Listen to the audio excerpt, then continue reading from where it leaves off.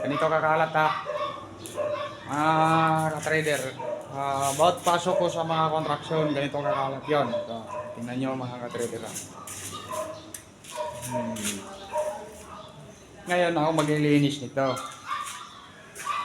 Ayan. Pack na to sa foreman ko. Ito yung shear niya.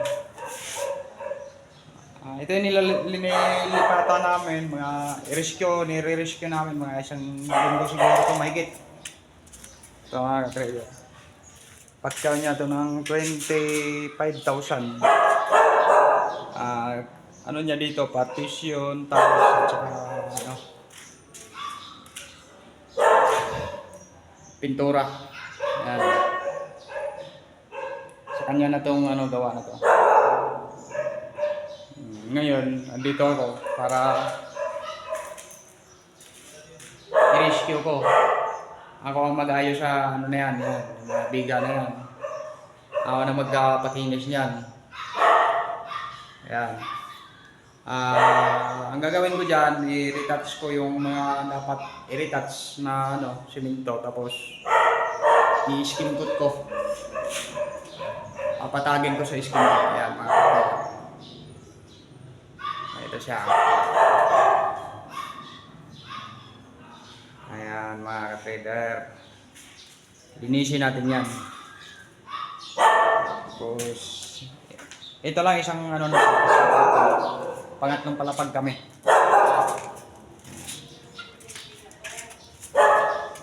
Tay-tay to, tay-tay. Tay-tay tagig.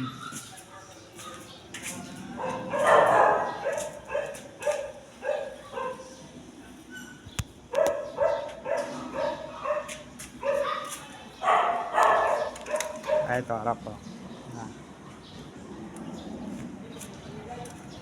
Karsada.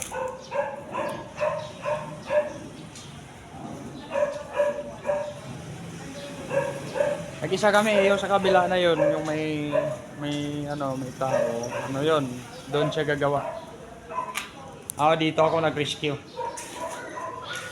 Dami siyang project nakuha. Pero solo lang niyang gawa. Wala siyang gaanong tao. Ayan o. Wala raon siya.